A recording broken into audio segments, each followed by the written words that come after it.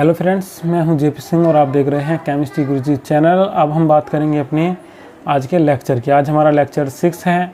इस लेक्चर 6 में हम पढ़ेंगे समावयवता मीन्स आइसोमेरिज्म, ठीक है। और जो हमारा ये लेक्चर्स है, ये हमारा लेक्चर है BSc second year inorganic chemistry से, यूनिट 2 से, कोऑर्डिनेशन कंपाउंड से। आप अगर बीएससी फर्स्ट ईयर से हैं, सेकेंड ईयर से हैं या फाइनल ईयर से हैं तो आपको यहाँ पर कंप्लीट कोर्स मिलेगा। मैं धीरे धीरे वीडियो अपलोड करता हुआ चला जाऊँगा। वीडियो की रेगुलरिटी आपको बनी रहेगी। बीएससी सेकेंड ईयर की कुछ वीडियोस आपको कल मिलेगी, कुछ परसों मिलेंगी। धीरे धीरे करके रोज़ रोज़ एक एक वीडियो आपको मिलती रहेगी। वीडियो का टाइम भी आपका शाम का ही रहेगा, 6:30 के करीब से आपको 6:30 के करीब से वीडियो मिल जाया करेगी। तो चलिए शुरू करते हैं हम अपना आज का लेक्चर आइसोमेरिज्म। तो हम बात करेंगे आइसोमेरिज्म की। तो आइसोमेरिज्म को हिंदी में बोल देते हैं समावयवता। इसकी डेफिनेशन क्लियर कर लेते हैं।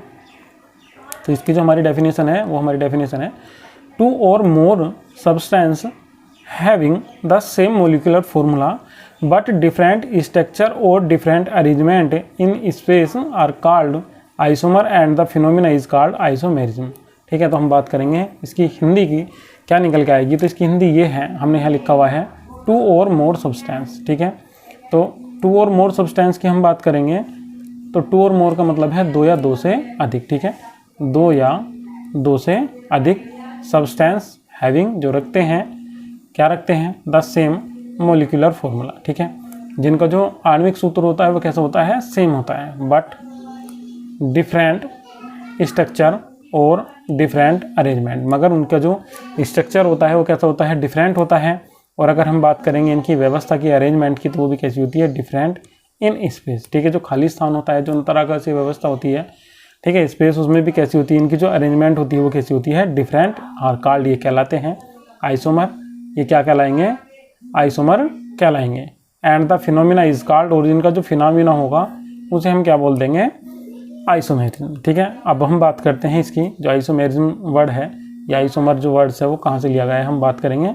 तो ये लिया गया है हमारा ग्रीक से। आइसो का मतलब होता है इक्वल और मर्ज का मतलब होता है पार्ट। ठीक है, आइसोमर्स का मतलब होता है इक्वल पार्ट, जो एक दूसरे से कैसे होते हैं, इक्वल। तो ऐसे हम पार्ट्स को हम क्या बोल देते हैं, आइसोमर। ठीक है, अब हम यहाँ से बात करेंगे इसमें कोऑर्डिनेशन कंपाउंड्स की। तो coordination compounds show two type of isomerism में जो कोऑर्डिनेशन कंपाउंड्स होते हैं वे दो प्रकार की समावयवता प्रदर्शित करते हैं। एक तो हमारे पास में इसकी होती है स्ट्रक्चरल आइसोमेरिज्म, एक तो, ठीक है, एक तो हमारे पास में होती है इसकी संरचनात्मक समावयवता, और जो दूसरे नंबर पे है वो होती है हमारे पास में स्टीरियो आइसोमेरिज्म, और ये हमारी होती है त्रिविम समावयवता, त्रिविम समावयवता।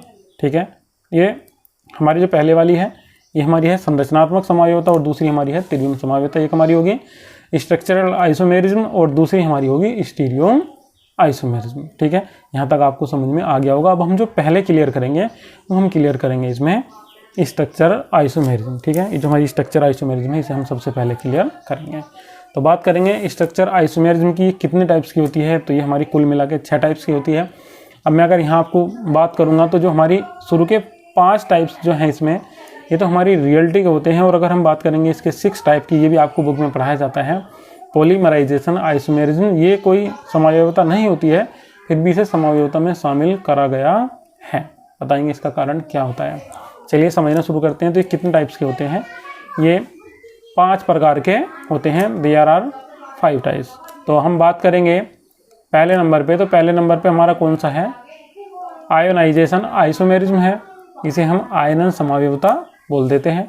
जो दूसरे नंबर पे है हमारा, ये हमारा होता है हाइड्रेशन आइसोमेरिज्म, इसे हम बोल देते हैं जलयोजन समावयवता। मैं हिंदी ट्रांसलेट आपको इसलिए लिखा हुआ है कि अगर आप हिंदी मीडियम से भी हैं तो आपको इसमें कोई भी प्रॉब्लम नहीं आएगी। ठीक है, मैं आपको कंप्लीट फिर भी करा दूंगा, आप यहाँ से इसे कंप्लीट कर पाएंगे। बात करेंगे इसके थर्ड पॉइंट की। तो जो थर्ड पॉइंट है हमारा वो हमारा है कोऑर्डिनेशन आइसोमेरिज्म, इसे हम बोल देते हैं उत्सर्जन संयोजन समावयवता। बात करेंगे इसकी फोर्थ पॉइंट की। तो जो हमारा फोर्थ पॉइंट है ये हमारा लिंकेज आइसोमेरिज्म, और लिंकेज आइसोमेरिज्म को हम बोल देते हैं यहाँ बंध समावयवता। बात करेंगे पॉइंट नंबर 5 की। तो पॉइंट नंबर 5 हमारा है कोऑर्डिनेशन पोजीशन आइसोमेरिज्म, और इसे हम बोल देते हैं उपसंयोजन स्थिति समावयवता। पॉइंट नंबर 6 की बात करेंगे तो पॉइंट नंबर 6 है हमारा पॉलीमराइजेशन आइसोमेरिज्म, इसे हम बोल देते हैं क्या, बहुलीकरण समावयवता। चलिए अब हम इसमें से हमारा जो फर्स्ट पॉइंट है जो आयनन समावयवता है, इसे हम यहाँ से क्लियर कर लेते हैं। देखिए आपको ये सब समझ में आ जाएगा बिल्कुल। आप एक काम और करिएगा, अगर आपने इस क्या नाम बीएससी सेकेंडरी इनऑर्गेनिक केमिस्ट्री की आपने वीडियो नहीं देखी है, आपको इस वीडियो को समझने में कोई भी प्रॉब्लम आ रही है, तो आप पहली वीडियो से देखना शुरू करिएगा। वहाँ से आपको जो भी टॉपिक हैं इसके वे सब वहाँ से ही क्लियर हो जाएंगे। टॉपिक क्लियर नहीं होते हैं तो आप वीडियो के नीचे कमेंट कीजिएगा, मैं कमेंट लगातार देखता रहता हूँ। अगर आपको कोई भी प्रॉब्लम होगी तो मैं उसे व्हाट्सअप से सोल्व कर दूंगा। मैं आपका व्हाट्सअप पे मैसेज लूँगा और वहाँ से सोल्व कर दूंगा। व्हाट्सअप नंबर मेरा जो हमारा इसका जो शुरू में आपको दिखाई देता है, इसका थंबनेल दिखाई देता है वीडियो का, वहाँ शो होता रहता है, तो आप उसे वहाँ से नंबर ले लीजिएगा और मुझे आप व्हाट्सअप मैसेज कर सकते हैं, वहाँ से पूछ सकते हैं अगर आपको कुछ समझ में नहीं आता है।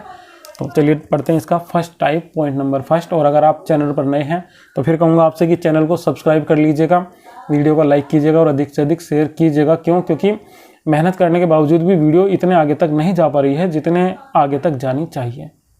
चलिए पढ़ते हैं फर्स्ट टाइप। अब हम इसका आइसोनाइजेशन आइसोमेरिज्म, ठीक है, आयोनाइजेशन आइसोमेरिज्म, सॉरी। तो अब हम आयोनाइजेशन आइसोमेरिज्म पढ़ेंगे, ठीक है। तो इसकी डेफिनेशन क्लियर कर लेते हैं।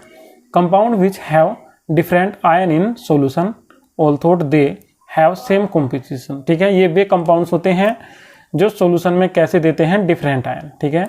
और ये होते कैसे हैं, दे हैव सेम कॉम्पोजिशन, और इनका जो कॉम्पोजिशन होता है, जो इनका रासायनिक सूत्र होता है वो कैसा होता है, सेम होता है, या रासायनिक संगठन कह दीजिएगा वो कैसा होता है, सेम, ठीक है। केमिकल कॉम्पोजिशन कैसा होता है इनका, सेम होता है, मगर जब हम इन्हें जल में घोल देते हैं, वाटर में डिजोल्व कर देते हैं, तो ये डिफरेंस आयन देते हैं, ठीक है। ये कहलाते हैं क्या, आयोनाइजेशन आइसोमर, ठीक है। ये क्या कहलाएंगे, जो इस टाइप के हमारे कंपाउंड्स होंगे वे हमारे कहलाएंगे ionisation isomer.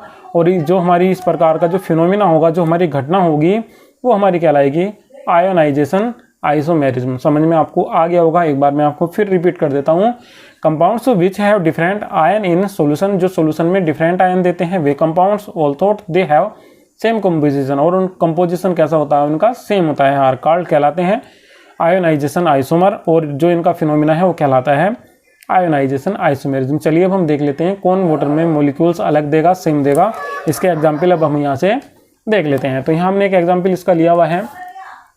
This type of isomerism is due to the exchange of ion in coordination sphere of the metal ion and the ion present in the ionization sphere। ये जो आइसोमेरिज्म होती है ये किसके कारण होती है, ये होती है आयंस के एक्सचेंज होने के कारण। देखिए हमने यहाँ लिखा हो गया, this type of isomerism is due to the exchange of ions, ठीक है। एक्सचेंज आयन के कारण ये वाली आइसोमेरिज्म होती है इन कोऑर्डिनेशन स्फीयर, ठीक है, कोऑर्डिनेशन स्फीयर में of the metal ion and the ions present in the ionisation sphere, ठीक है। तो हम यहाँ इसमें बात करेंगे जो कोऑर्डिनेशन स्फीयर होता है, इसमें मेटल आयन और जो आयंस होते हैं, जो लिगेंड्स प्रेजेंट होते हैं, उनके कारण ही क्या होती है हमारी ये आयोनाइजेशन आइसोमेरिज्म होती है। अब हमने यहाँ एक एग्जाम्पल लिया हुआ, आप इस वाले एग्जाम्पल को ध्यान से देखिएगा। ये एग्जाम्पल है हमारे पास में CrNH3 का होल 5 ClSO4, और दूसरा हमने लिखा हुआ है यहाँ CrNH3 का होल 5 SO4, और आउट ऑफ ब्रैकेट हमारे पास में यहाँ क्या है, Cl है।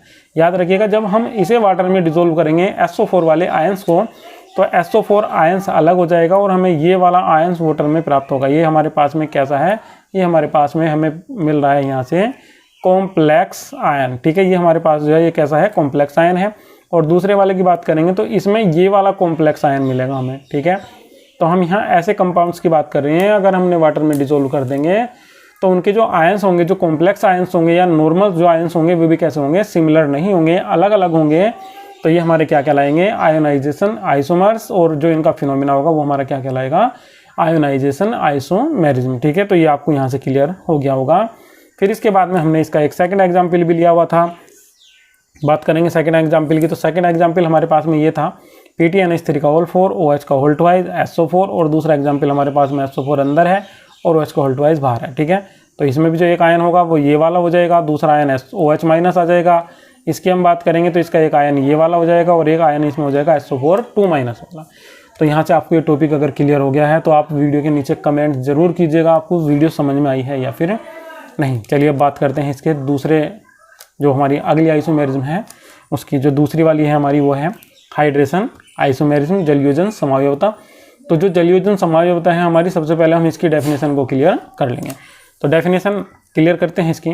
Compounds which have the same composition but different in the number of H2 molecule present as ligand. ठीक है, ये डिफर लिखा हुआ है यहाँ, ये डिफरेंट है। ठीक है, but different in the number of H2O molecules present as ligand. ठीक है, तो हम यहाँ बात करेंगे, याद रखिएगा ये वह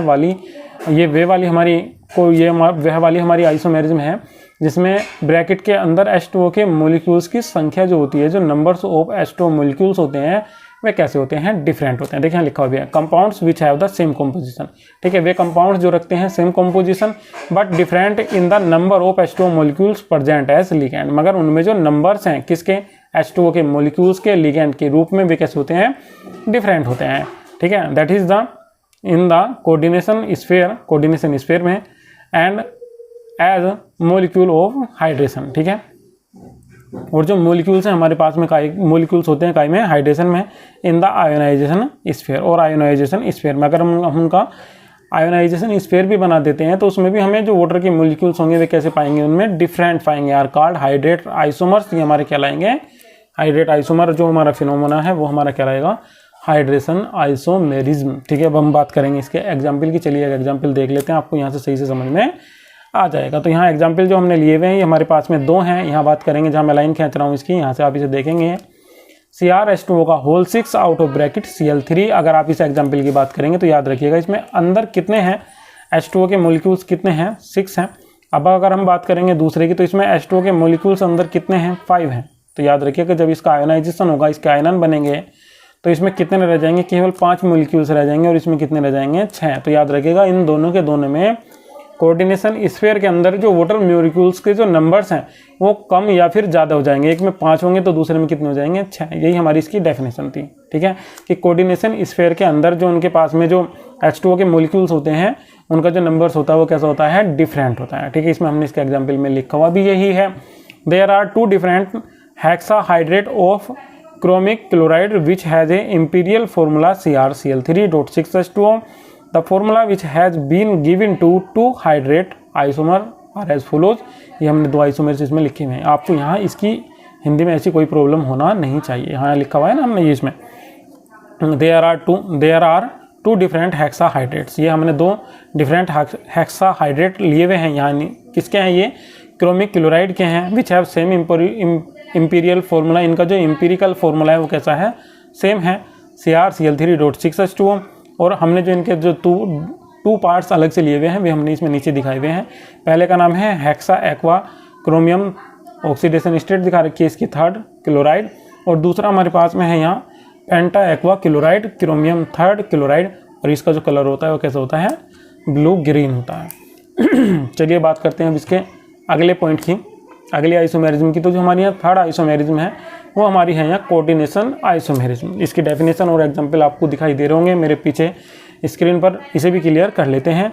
this type of isomerism is possible when both positive and negative ions of a salt. ठीक है, ये जो आइसोमेरिज्म है, जो कोऑर्डिनेशन आइसोमेरिज्म है, ये तब पॉसिबल होगी जब एक ही साल्ट में पॉजिटिव और नेगेटिव दोनों के दोनों ही कॉम्प्लेक्स आयन होंगे। ठीक है, this type of isomerism is possible when both positive and negative ions of a salt are complex ion. ठीक है, पॉजिटिव और नेगेटिव साल्ट दोनों के दोनों कैसे होंगे, कॉम्प्लेक्स आयन होंगे। एंड 2 आइसोमर्स डिफर या different in the distribution of ligand in the cation and anion. ठीक है, और उनमें जो डिस्ट्रीब्यूशन होगा लिगैंड्स का वो कैसा होगा, डिफरेंट होगा। चलिए अब हम इसका पहला एग्जाम्पल देखते हैं, ये वाला।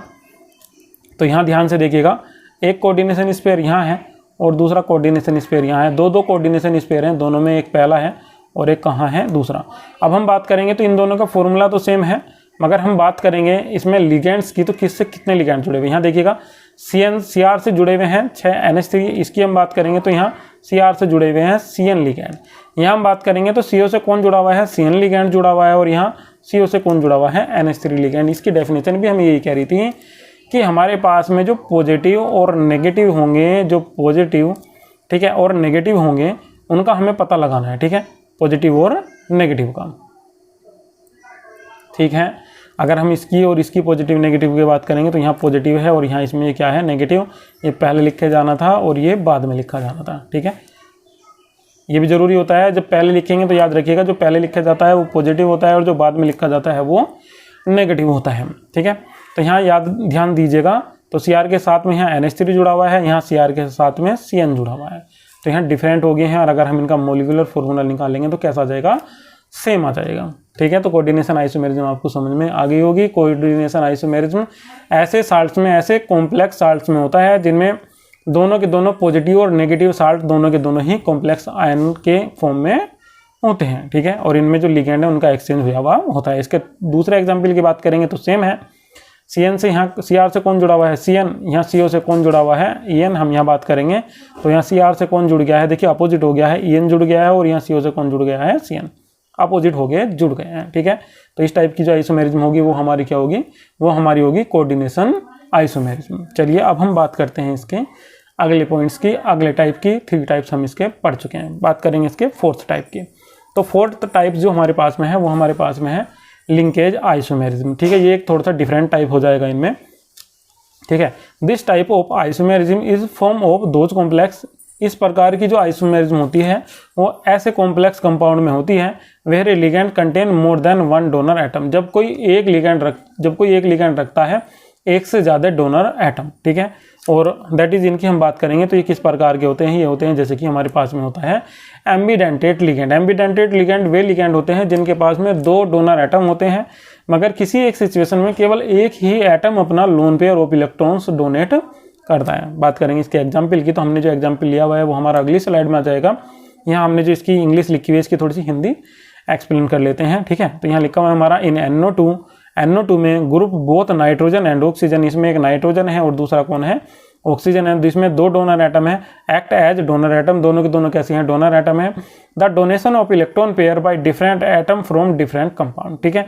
जो डोनेशन है किसकी, इलेक्ट्रॉन की पेयर की, वो डिफरेंट एटम करता है किसमें, डिफरेंट कंपाउंड्स में, ठीक है। डिफरेंट कंपाउंड्स में डिफरेंट एटम अपना electrons pair of electrons donate कर देता है। चलिए बात करेंगे इसके एग्जाम्पल की। तो इसका एग्जाम्पल जो है वो हमारे पास में ये है। अगर हम इसकी बात कर रहे हैं तो ये हमारे पास में इसका एक एग्जाम्पल है। ये केवल एक ही एग्जाम्पल, आप सोच रहे होंगे 2 लिख देते हैं बार बार, नहीं भाई, एक ही लिख रहा हूँ बार बार क्योंकि हमें समझाना है कंपाउंड्स। तो एक कंपाउंड हमारा ये है और दूसरा कंपाउंड हमारा ये है। यही मैं आपको बार बार बता रहा हूँ कि कंपाउंड का जो केमिकल कंपोजिशन होगा वो कैसा होगा, सेम होगा।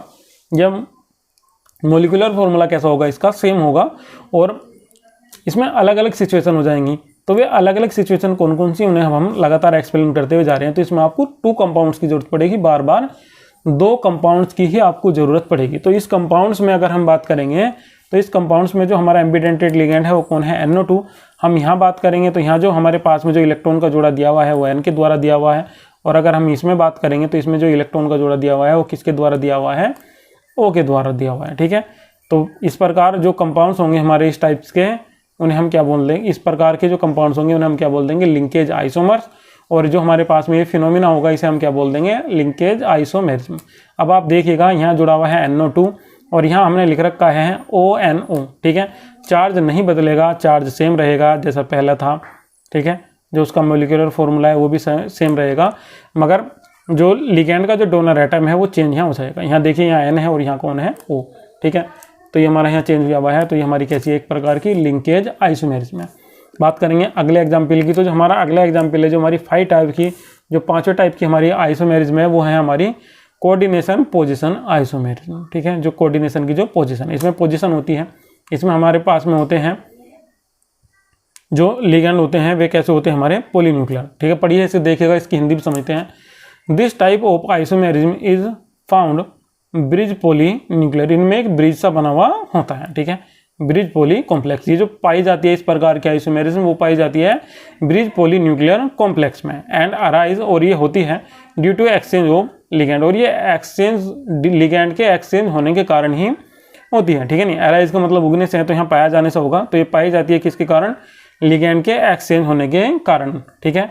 To metal atoms in this isomerism exchange of ligand take place with in the same ion. ठीक है, तो यहाँ आपको इसमें लिखा हुआ है कि इसमें 2 मेटल्स होती हैं इन दिस आइसोमेरिज्म। इस आइसोमेरिज्म में एक्सचेंज ऑफ लिगेंड का एक्सचेंज करती हैं, take place with in the same ion. ठीक है, सेम आयन के रूप में वे रहती हैं, मगर वे क्या काम करती हैं, जो उनके पास में आयन थे उनका क्या कर लेती हैं, वे एक्सचेंज कर लेती हैं, take place with in the same ion. ठीक है, सेम आयन का वे क्या करती हैं, एक्सचेंज करती हैं। चलिए इसका एग्जाम्पल देखते हैं अब हम। तो हमने जो पहला एग्जाम्पल लिया हुआ है, जहाँ आपको इसमें 2 बार ए लिखा हुआ है, एक बार ए लिखा हुआ है, दूसरी बार भी ए लिखा हुआ है, ये एक ही एग्जाम्पल है। अब मैं आपको समझा देता हूँ। ठीक है, समझिएगा। यहाँ हम बात करेंगे जो हमारा पहले वाला एग्जाम्पल है, तो इसमें जो हमारे पास में Fe है, इसके पास में कितने H2O जुड़े हुए हैं, यहाँ हमारे पास में इसके पास में जुड़े हुए हैं 4। और यहाँ हम बात करेंगे इसमें इस Fe के पास में कितने H2O जुड़े हुए हैं, यहाँ जुड़े हुए हैं 2। ठीक है, तो हमने इसमें पढ़ लिया है पहले ही कि ये सेम लिगेंड का एक्सचेंज करती हैं। ठीक है, लिगेंड एक साइड से हटकर दूसरी साइड में चला जाता है। चलिए इसका दूसरा एग्जाम्पल देखिएगा। यहाँ Fe के पास में कितने H2O जुड़े हुए हैं, 3 जुड़े हुए हैं, और यहाँ भी कितने जुड़े हुए हैं, 3। अब आप सोच रहे होंगे जी यहाँ तो इक्वल हो गए, यहाँ अलग अलग हैं, चलो कोई बात नहीं बेटा, ऐसे एक्सचेंज नहीं करेंगे। देखिएगा ध्यान से, ऐसे पता लगाते हैं। देखिएगा यहाँ कितने हैं, 4, और इसी साइड में दूसरी साइड में कितने हो गए हैं, 3। यहाँ कितने थे, 4, यहाँ कितने हो गए हैं, 3, तो डिफरेंट हो गए हैं। अब हम यहाँ बात करेंगे इस साइड की, तो यहाँ कितने हैं इनके पास में, 2, और यहाँ कितने हो गए हैं, 3। ठीक है, तो इनके पास में जो लिगेंड है वो कैसे हैं, दोनों के पास में डिफरेंट है, मगर ये एक अलग कंपाउंड है और ये एक अलग कंपाउंड है। बात करेंगे इसके बी पॉइंट की, जो हमने यहाँ बी पॉइंट इसका लिया हुआ है। तो यहाँ Cr के पास में कितने NH3 मोलिक्यूल्स हैं, 3, और यहाँ भी Cr के पास में कितने मोलिक्यूल्स हैं, 3, और साथ में 2 यहाँ हमारे पास में है क्लोराइड के आयन। अगले की बात करेंगे, अगले बी पॉइंट की बात करेंगे। तो यहाँ जो हमारा दूसरा बी, इसका जो बी पॉइंट है, देखिएगा यहाँ ये थोड़ा सा गलत लिखा हुआ है। यहाँ कितने लिखे हुए हैं, ये 4। ठीक है, और यहाँ देखिएगा यहाँ भी 3 है और यहाँ भी 3 है। 3 और 3 कितने हो गए, 6, और 4 और 2 6, और यहाँ कितने लिखे हुए रहेंगे हमारे पास में, सही। ठीक है, गलत नहीं लिखा हुआ है, सही लिखा हुआ है, हम थोड़ा सा गलत बोल गए। यहाँ से एक NH3 का जो लिगेंड है हटेगा और दूसरे Cl के पास में यहाँ चला जाए, Cr के पास में चला जाएगा, सॉरी, और क्या बना देगा, NH3 का होल 4 Cr, और यहाँ बन जाएगा हमारे पास में Cr NH3 का होल 2 Cl2। तो यहाँ भी इससे 4 जुड़ गए हैं और यहाँ भी इससे कितने जुड़ गए हैं, 4। इस टाइप से ये हमारे बन जाएंगे। ठीक है, तो इस प्रकार के जो कंपाउंड्स होंगे, इनका मोलिकुलर फॉर्मूला तो कैसा होगा, सेम होगा, मगर अगर हम इनकी बात करेंगे किसकी, स्पेस इसकी अरेंजमेंट की, तो स्पेस अरेंजमेंट दोनों का कैसा है, डिफरेंट है। ठीक है, यहाँ इससे अलग जुड़े हुए हैं, इससे अलग हैं, इससे अलग हैं और इससे अलग हैं। चाहे आप इन्हें काउंट करके भी देख सकते हैं, किसी से कम जुड़ा हुआ है तो किसी से कैसे जुड़ा हुआ है, वो ज़्यादा जुड़ा हुआ है। अब बात करेंगे इसकी लास्ट की, जो हमारी सबसे लास्ट में हमें मिली हुई है, वो हमें सबसे लास्ट में क्या मिला हुआ है, तो सबसे लास्ट में हमें मिला हुआ है इसमें पॉलीमराइजेशन आइसोमेरिज्म। ठीक है, तो पॉलीमराइजेशन जो आइसोमेरिज्म है, इसमें इनका जो केमिकल कॉम्पोजिशन होगा वो तो कैसा होगा, इनका सेम होगा, मगर जो इनका मोलिकुलर वेट होगा वो कैसा होगा, डिफरेंट होगा। देखिएगा इसे, तो हम इसकी बात करेंगे, तो यहाँ कितना है, इसका मोलिकुलर वेट अलग है और इसका मोलिकुलर वेट कैसा हो जाएगा, अलग, इसका कम होगा और इसका कैसा हो जाएगा, ज़्यादा। मगर याद रखिएगा इसमें भी PTNH3 है, PTNH3Cl है, PTNH3Cl है। याद रखिएगा, अगर हम इन्हें डिवाइडेशन करेंगे तो फॉर्मूला हमारा सेम ही बन जाएगा, ये इसका हाफ है। ठीक है, तो इनका जो हमारा केमिकल कॉम्पोजिशन है वो कैसा है, सेम है, बाकी सब कैसा है, इनका जो मोलिकुलर वेट है वो कैसा है, डिफरेंट है। चलिए एक बार हम इन्हें रिकॉल कर लेते हैं, जो हमारे पास में जितने भी हमने सारे के सारे पढ़े हैं, अपनी बिल्कुल शुरू से जो हमने आइसोमेरिज्म पढ़ी है, इसे दोबारा से रिकॉल कर लेते हैं, आपको सही से समझ में आ जाएगी। हो सकता है आपको ये एक बार से समझ में ना ही हो।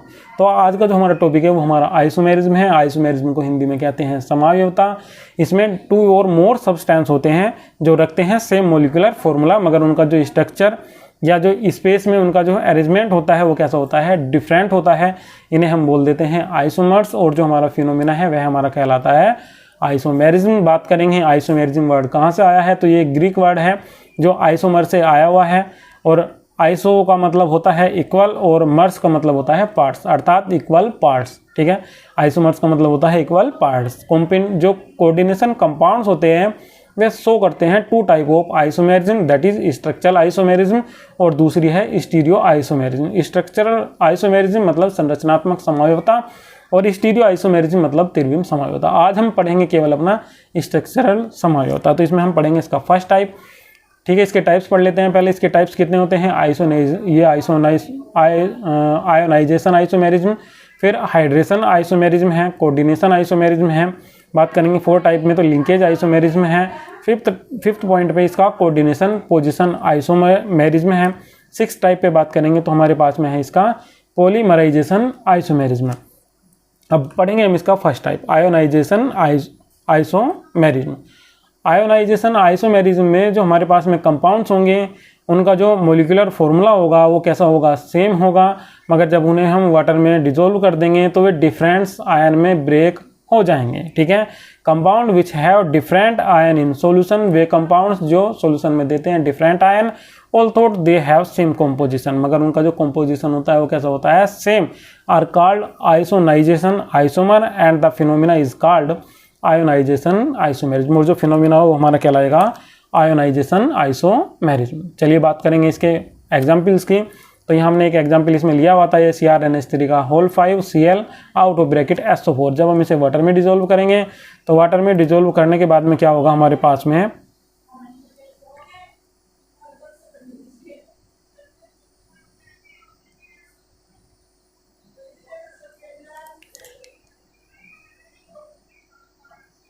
वाटर में डिजोल्व करने के बाद में क्या होगा, इसका जो SO पार्ट है वो अलग हो जाएगा और जो इसका बाकी का पार्ट था वो अलग हो जाएगा। बात करेंगे दूसरे एग्जाम्पल की, तो इसमें जो Cl है वो अलग हो जाएगा और जो CrNH3 का होल 5 SO4 है वो अलग हो जाएगा। ठीक है, इसका एक नाम ये है, दूसरे का नाम ये, आप यहाँ से पता लगा सकते हैं। और यहाँ हमने करके भी दिखाया, SO4 अलग हो रहा है और यहाँ Cl अलग हो रहा है। तो एक में हमें ये वाला कॉम्प्लेक्स आयन मिलेगा और दूसरे में हमें ये वाला कॉम्प्लेक्स आयन मिलेगा। तो वाटर में जो कॉम्प्लेक्स आयन होंगे दोनों के वे कैसे होंगे, अलग अलग होंगे, डिफरेंट होंगे। चलिए बात करेंगे इसके दूसरे पॉइंट की। तो दूसरा जो था वो हमारे पास में था हाइड्रेशन आइसोमेरिज्म। इसमें जो हमारे पास में कंपाउंड मिलेंगे हमें कोऑर्डिनेशन कंपाउंड्स, उनमें जो कोऑर्डिनेशन स्फीयर है उसके अंदर H2O मॉलिक्यूल्स के जो नंबर होंगे, जो नंबर्स ऑफ H2O मॉलिक्यूल्स होंगे वे कैसे होंगे, डिफरेंट होंगे। अगर हम इन्हें वाटर में भी घोल देते हैं तो भी इनमें जो हमें कॉम्प्लेक्स आयन मिलेगा उसमें जो वाटर मॉलिक्यूल्स हैं उनके जो नंबर्स होंगे वे कैसे होंगे, डिफरेंट होंगे। देखिएगा इसमें H2O का नंबर कितना है, 6 है और इसमें ब्रैकेट में कितना है, 5 है। अगर हम इसे ब्रैकेट में इसे हम घोल देंगे वाटर में या इसे हम आयोनाइज करेंगे तो इसके पास में 5 रह जाएंगे और इसके पास में कितने रहेंगे, 6। तो आयोनाइजेशन की जो एक्टिविटीज़ होगी उसमें भी कितने रहेंगे, इनके जो H2O मॉलिक्यूल्स होंगे वे कैसे होंगे, डिफरेंट होंगे। बात करेंगे इसके थर्ड टाइप की कोऑर्डिनेशन आइसोमेरिज्म की। तो जो कोऑर्डिनेशन आइसोमेरिज्म है इसमें दोनों के दोनों जो पॉजिटिव और नेगेटिव आयंस होते हैं वे कॉम्प्लेक्स आयंस होते हैं। ठीक है, और इसमें क्या होता है, जो लिगैंड जुड़े हुए होते हैं पॉजिटिव और नेगेटिव से उनका क्या हो जाता है, एक्सचेंज। बात करेंगे इसके फोर्थ वाले की लिंकेज आइसोमेरिज्म की। तो लिंकेज आइसोमेरिज्म में एक जुड़ा हुआ होता है या दो जुड़े हुए हो सकते हैं एम्बिडेंटेट लिगैंड, और एक में जो एम्बिडेंटेट लिगैंड है उसका दूसरा एटम जुड़ा होगा और दूसरे में एम्बिडेंटेट लिगैंड का दूसरा एटम जुड़ा हुआ होगा। क्यों, क्योंकि एम्बिडेंटेट लिगैंड के पास में 2 डोनर एटम होते हैं जिनमें से वह किसी के साथ में कोई से भी एटम से जुड़ सकता है। अब हम बात करेंगे इसके एग्जाम्पल की। तो एग्जाम्पल में हमारे पास में जो डोनर एटम जो हमारे पास में एम्बिडेंटेट लिगैंड था वो NO2 था। यहाँ डोनर एटम हमारे पास में कौन है, N है। यहाँ हमारे पास में डोनर एटम कौन है, ऑक्सीजन है। चलिए अब बात करेंगे इसके फिफ्थ पॉइंट की, जो हमारा 5वां है कोऑर्डिनेशन पोजीशन आइसोमेरिज्म। ये कोऑर्डिनेशन आइसोमेरिज्म पोजीशन आइसोमेरिज्म हमारी पाई जाती है ब्रिज पॉली न्यूक्लियर कॉम्प्लेक्स में। ये कॉम्प्लेक्स वे होते हैं जिनमें क्या पाया जाता है, ब्रिज। ठीक है, एक और 2 मेटल्स के बीच में यहाँ क्या होता है, ब्रिज बना हुआ होता है। किसका, ये भी लिगेंड का ही बना हुआ होता है। ठीक है, देखिए ये एग्जाम्पल यहाँ हमने लिया हुआ था। तो पहले एग्जाम्पल में ब्रिज बना हुआ है Fe के बीच में, और बीच में जो लिगेंड है वो हमारे पास में क्या है, यहाँ H2O है। तो यहाँ देखिएगा इसमें बहुत ही नॉर्मल सा फॉर्मूला होता है। इसमें केवल एक मोलिक्यूल्स या एक लिगेंड चेंज हो जाता है दूसरे मेटल आयन के पास में, और क्या बन जाता है हमारे पास में, इसमें आइसोमर बन जाता है, और इसे हमारी जो फिनोमिना होगा वो हमारा हो जाएगा क्या, आइसोमेरिज्म। ठीक है, तो यहाँ देखिएगा Fe के पास में 4 थे और यहाँ देखिएगा Fe के पास में कितने थे, 2। तो इसका एक इसके पास चला जाएगा तो कितने हो जाएंगे, 3 यहाँ हो जाएंगे और 3 यहाँ। तो ये दोनों के दोनों एक दूसरे के आइसोमर हो जाएंगे और फिनोमिना हो जाएगा हमारा आइसोमेरिज्म। सेम कंडीशन यहाँ भी है, यहाँ 3 NH3 2 Cl हैं, यहाँ 3 NH3 ही जुड़े हुए हैं तो इसका एक NH3 इसके पास में आ जाएगा। यहाँ केवल 2 ही NH3 इसके रह जाएंगे। लास्ट की बात करेंगे तो जो हमारा लास्ट में है वो है हमारा पॉलीमराइजेशन आइसोमेरिज्म। और पॉलीमराइजेशन आइसोमेरिज्म में जो इनका केमिकल कॉम्पोजिशन होता है वो कैसा होता है, सेम होता है, मगर इनका जो मोलिकुलर वेट होता है वो कैसा होता है, डिफरेंट होता है। जैसे कि हमने ये वाला एग्जाम्पल लिया था। इसमें कितने पीटी हैं, 2। तो मैं बात करूंगा पीटी के कितने हैं, यहाँ 2 हैं। और NH3 के कितने हैं इसमें, NH3 के हैं इसमें 4 और Cl के कितने हैं इसमें 4। इसकी बात करेंगे, यहाँ Pt का 1 है, ठीक है, NH3 का भी कितना है 1 है, इसका भी 1, इसका भी 1, ठीक है, सॉरी इसके कितने हैं यहाँ 2। और बात करूँगा किसके, Cl की, तो यहाँ Cl के भी कितने हैं 2 हैं, तो यहाँ डबल है, तो 2 1 2 2 डबल है, तो यहाँ कितना है 2, यहाँ कितना है 4, यहाँ कितना है 4। अगर हम बात करेंगे सिंगल फॉर्मूले की तो इसका ये वाला ही बन जाएगा, ठीक है। तो मेरे विचार से आपको ये अच्छे तरीके से समझ में आया होगा। वीडियो अच्छी लगी है तो वीडियो को लाइक कीजिएगा, चैनल को सब्सक्राइब कीजिएगा। Thank you.